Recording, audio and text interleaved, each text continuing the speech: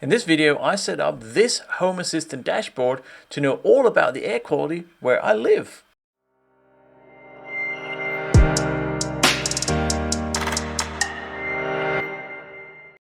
So I got this air quality sensor off Amazon. First of all, why do I want an air quality sensor in the house? Well, my other half, she is asthmatic, and in the last couple of years, we've had some pretty significant bushfires, not near here, but close enough, within a couple of 100 kilometers actually, that has meant that the smoke has come this way. Actually, the smoke from one of the fires went twice around the earth. So yeah, smoke travels a long way. And she actually got quite ill just from being inside the house with the smoke. So if I have something that can measure the particles and how many, what the critical level is, then maybe we can leave before it gets too bad if it happens again. So that's the main reason. But I also like to know other things. So this particular one can measure 6 different things. It's the PE 2.5, which is the particles that are less than 2.5 micron or micrometers or something. And to compare, hair is 50 to 70 apparently, a human hair. So really, really, really small particles, and they get stuck in the lungs and it's bad. It can measure the CO2 content in the air. It can measure the VOC, so that's the organic compound in the air, which turns into gas at room temperature, so other kind of nastiness. And it can measure formaldehyde, yeah, which apparently is in a lot of manufactured wood products. So that can also give you respiratory problems if it's too high. Now, I don't think that's a problem here. It's an old house. Most of that should have dissipated, but you never know. So, well, it does that too. And it does temperature and humidity as well. So it runs on Zigbee, and I chose the Zigbee, so it says big Zigbee sign. I chose that because I have a big Zigbee network now with all the lights and everything. And I want to try then I'm going to actually install it right there. It's powered, so it needs a power point, which will be right there. And then I'm going to try and adopt it into Home Assistant. This is a Tuya compatible product. If you're not familiar with Tuya, that is what the vast majority of these sort of no-name brands use as their platform. So, and Home Assistant supports that. So hopefully I can adopt this into my Conbee 2. I don't actually know yet. I should be able to. Let's see. And then get the values into Home Assistant, and we can start getting alerts if the levels get too high. So that's the plan. So first up, let's have a look at it and install it. All right, so here's the box. There's not much to it, just the sensor, which is quite large if you compare it to some of the temperature sensors that are very small. This is quite a large sensor, you can see. But then again, it does a lot of things, so I'm not sure if that's normal or not for these type of sensors. My first one comes with a little tiny micro USB cable, which is not very long, so I've got another one. And then a manual on how to connect it to the app. That's pretty much all it says. And it's not amazingly written. Yeah, I kind of get the gist of it, but I'm not going to use the app anyway. I'm going to connect it into my Zigbee Conbee 2 hub. So let's see. But first of all, let's plug it in, and I might just sit it sort of here on the ground like that before I do anything else. But I'll mount it there eventually, I think, probably. Well, let's see how we go. So yeah, let's plug it in and then try and adopt it into Home Assistant. Well, we've got a red light that's on, so I think that means it's on from what it says here. Make sure Zigbee gateway is connected. Yes, it is. Use the power plug and USB cables to connect to power up the Air Housekeeper. If the red light does not flash, press and hold the black reset button at the bottom of the Air. Okay, for 5 seconds. Kind of flashing? I'm actually not sure, but there's a black button here. We'll try and hold that for 5 seconds. Oh, that's definitely flashing now. Cool. So that means I must be able to adopt it. So let's jump into Home Assistant and see what we find. So it's about a month later. I've had a haircut. Turned out I couldn't get this Zigbee thing to work. It just would not connect to anything. And I had a conversation with the company, and yeah, they offered basically a refund on it, and I still got to keep it. So I can't get this one to work, but immediately I did order this one. So looks the same. That's a Wi-Fi one. So I'm going to go down the Wi-Fi path now instead of Zigbee, just because, well, it didn't work. So hopefully it's the exact same unit. It's just that it's connected via Wi-Fi. As you can see, it looks the same. Has the same cable, manual, everything. It costs the same as well, pretty much. So I'm going to try and hook this up now with the same power brick. I'll put that in here, turn that on, because I know I have other Tuya Wi-Fi devices, so that's what sort of my reasoning. Well, I'm going to try and the difference is that I'm not going to adopt it through the mobile app into Tuya, so it's going to be looking for it, right? So here we go, plug that in. Oh, and it's blue rather than red, so I don't know if that makes a difference, but I'm going to put it down here. Oops, like that, while we try and adopt it. So I'm going to use the Tuya phone app, and I already have a Tuya integration with Home Assistant, so that should just show up. No Zigbee shenanigans required. All right, I'm going to open up Zigbee, and I think it's just, I'm not sure which sensor it is exactly, so I'm going to go with the Wi-Fi generic sensor. We're going to confirm, is the indicator blinking? Well, it is. Is it blinking enough? Well, we're about to find out. So I'm going to confirm. Is it blinking slowly or quickly? Well, that's definitely not quickly. Let's go with slowly. One device found. Smart something. Air Housekeeper. Fantastic. So I just found it. I didn't have to choose. Well, I chose the generic Wi-Fi. So, okay, it's being added. Well, this is good news. It's a lot quicker than the Zigbee one, that's for sure. Now, just while it's doing this, the reason I went with Zigbee was that I have a Zigbee network, right? And I don't clog it up with IP addresses. So Zigbee doesn't use IP, it uses MAC address, I'm assuming. But now with the Wi-Fi, I'm gonna have I'm gonna have another IP address on my network. So not the end of the world, but if I can limit the amount of Wi-Fi noise, that would be good. But anyway, we're doing it here. I'm gonna call this one, because we're in the media rooms, I'm gonna call this media room Air Housekeeper. Yeah, I like Housekeeper. Let's go with that. There we go, it's been added, done. Okay, let's see what we got in the app before we add it into Home Assistant. So it's just reading things. This looks like it's connected. Where we go. Current temperature, 14.7, that's about right. It's a little bit chilly in here. Current humidity, CH2O. I'm guessing that's formaldehyde, I think. I can't remember now exactly.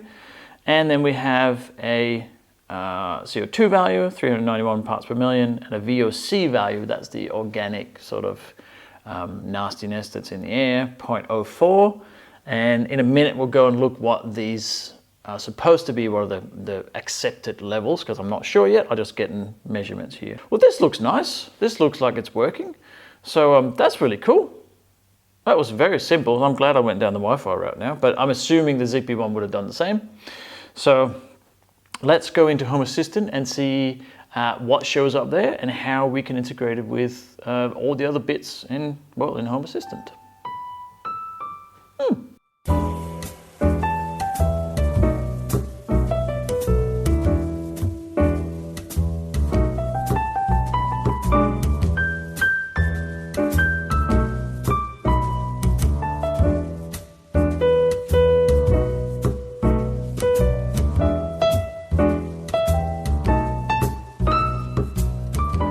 Alright, so now we're in Home Assistant and I'm going to add all the air quality stuff to my own air quality dashboard. So here we go. So first, I was considering adding it to the weather sort of tab I have here, but I'm going to make its own air quality because I think it's that important. So I'm going to go to Edit Dashboard and I'm going to create a new tab. I'm going to call this Air Quality. And aircon, is that an aircon? Yeah, that one. Air filter, that'll do. Save that. And now we have an icon. So I'm changing probably all of them to icons later on, but just in case you didn't know, you can have a title or an icon on your tabs. So I'm going to add a card. And the first, I'm going to add a gauge card. This is for the important measurement, which is the particle matter of 2.5 micrometer. So here we go. That's the one that's already in there. And I'm going to call this PM 2.5 because that's all I need to know. And now I'm going to go to the code editor because what I want to do is that I found this, I was talking about, well, what is the accepted levels? Well, here they are, according to the EPA in Victoria, so the Environmental Protection Agency. So I have good, fair, poor, very poor, extremely poor, based on numbers. I want to replicate that as a gauge that shows where I am, whether it's green, yellow, orange, etc. So I'm going to use these values to create my gauge and these colors as well. So I need to do that in YAML. So I'm going to show the code editor. And in here, I'm going to just copy paste. I'm going to copy something called segments. So you don't have to look at me type here. Like this, right? And I got this, in case you want to know where I've got this documentation from, it's just a gauge card here. You know, see segments, etc. Right, that's all there is to it. So I'll link to that below as well if you want to go read the documentation on the gauge card.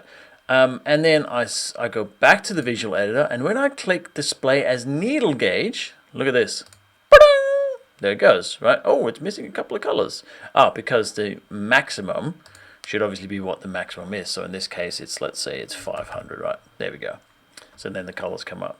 And now we have the right colors. So it's like in Australia when you drive past, whether the bushfire severity is bad or whatever, there's a needle gauge on the side of the road. It's the sort of idea that I was thinking of. And that's it. So now I have a nice gauge. I'm going to save that. That's my particulate matter, right?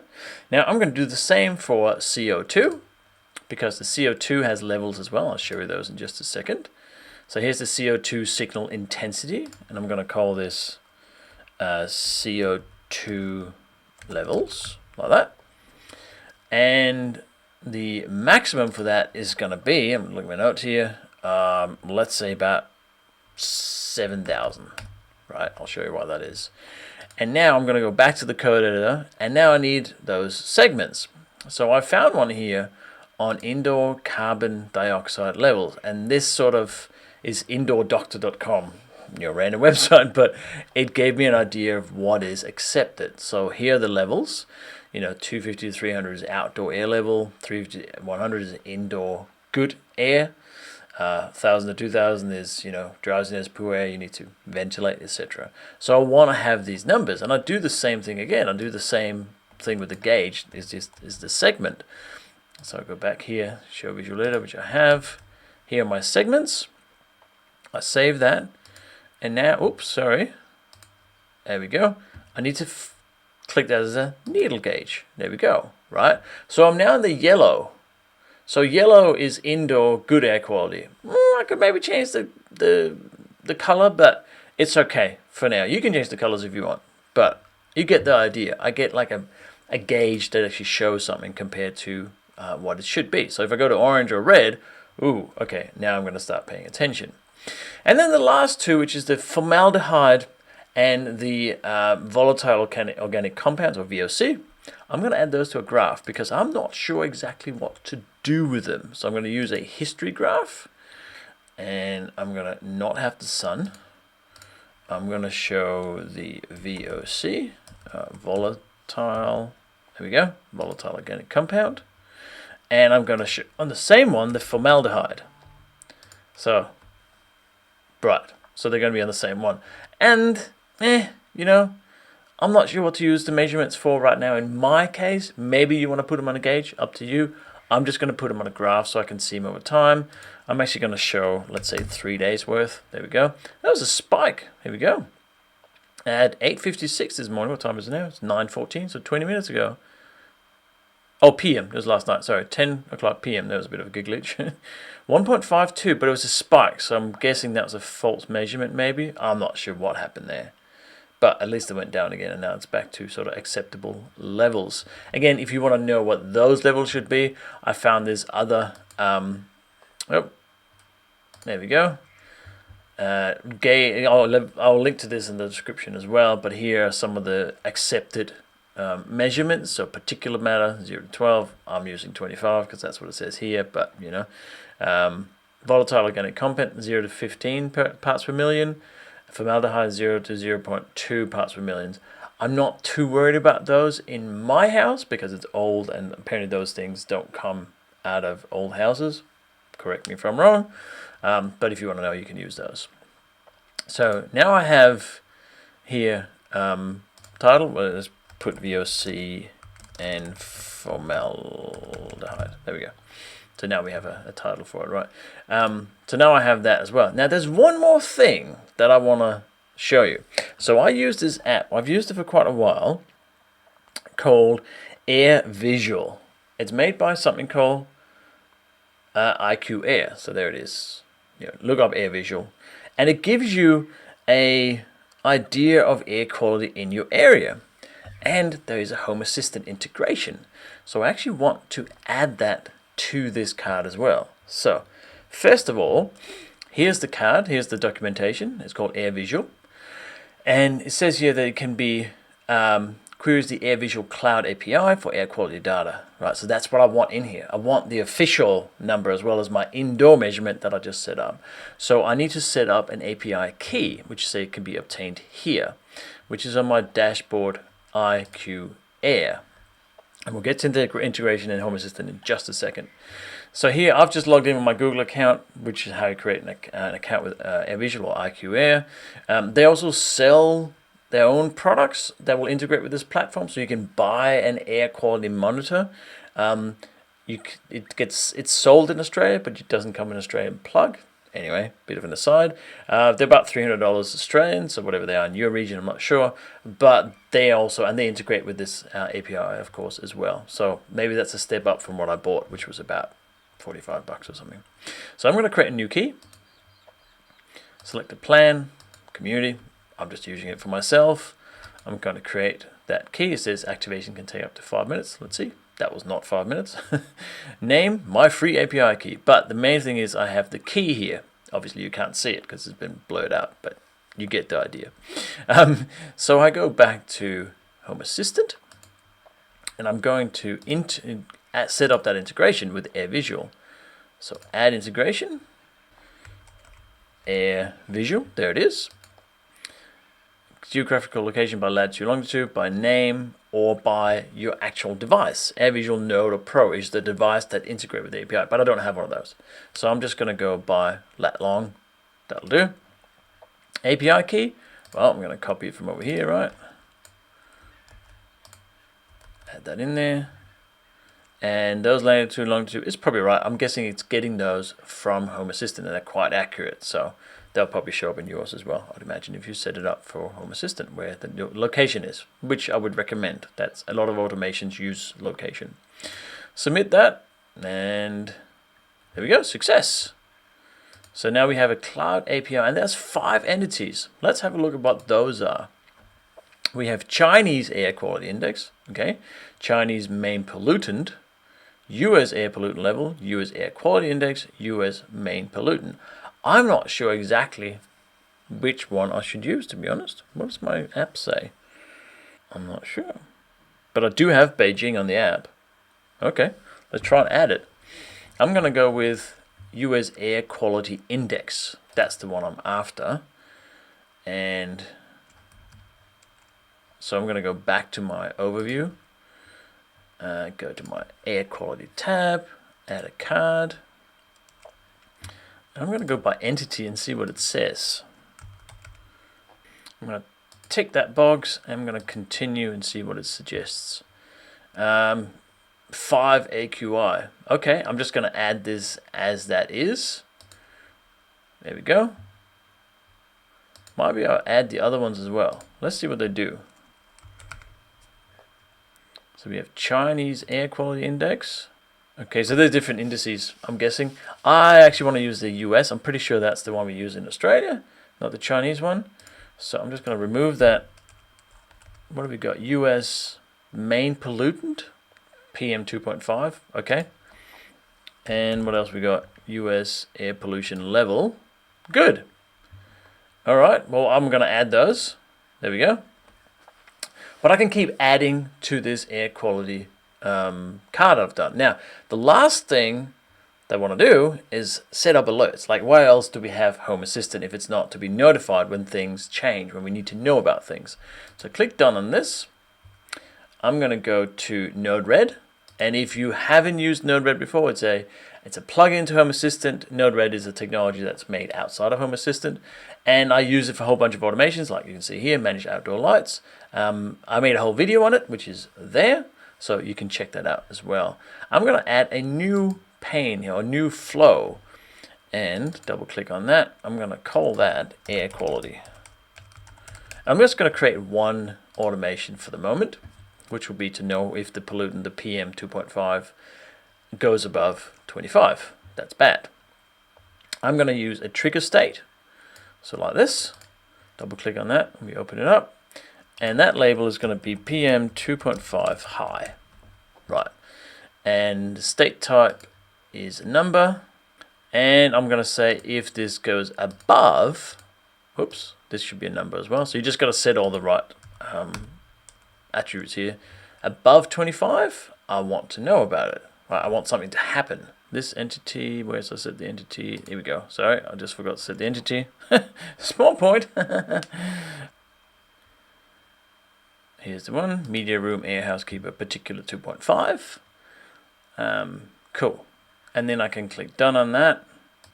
So now we need to actually call, notify the phone. So I'm going to go call service. And that service is going to be notify mobile. That's what I'm going to call it.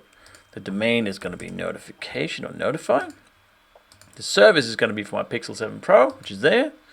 And then the data, so that's the message I want to send. I'm just going to copy it here so that I get it right.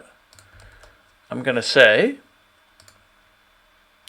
message, particular matter is high, and the title of that is air quality warning. Right, so that makes sense. And then that's it. That's all I need to do. And obviously just link them as well. So when this is allowed, rip, there we go, blocked, right? So whether something's happening or not. And that's it. I just got to deploy it. And that's pretty much it. Now we can test this because this changes all the time. So you go, running, it comes up automatically. And right now, I know it's going to be below 25. So I'm actually going to change this just so you can see. Let's say when it's above 2, right? And it should be pretty quick. It's almost always above 2. I'll just get my phone here. You should be able to see this coming up. There we go. Sending, notify, and there it is. Right at the top there. Air quality warning. Right? So it works. And that's really cool. Because, I'm just going to put it back to 25. I don't want to be notified the whole time. But now I know when the air is going to be bad. Because we can't see it.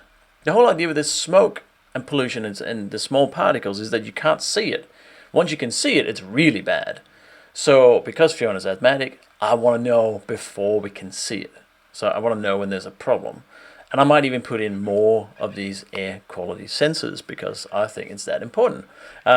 If you have, say, gas heaters, CO2 might be what you want to, if it runs wrong, the CO2 can go up dramatically and you can get really, really sick from it or even worse.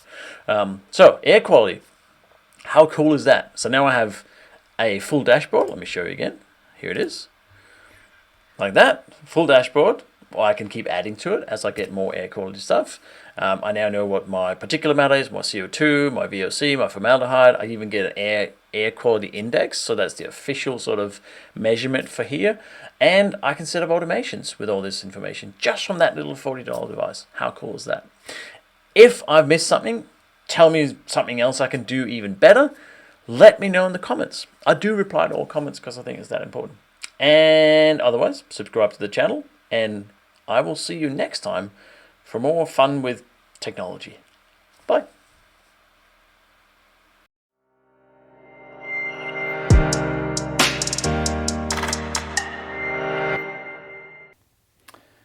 This time I'm going to set up this Airflang, Eggenflaggen, Flip, Addenflinge, a brew.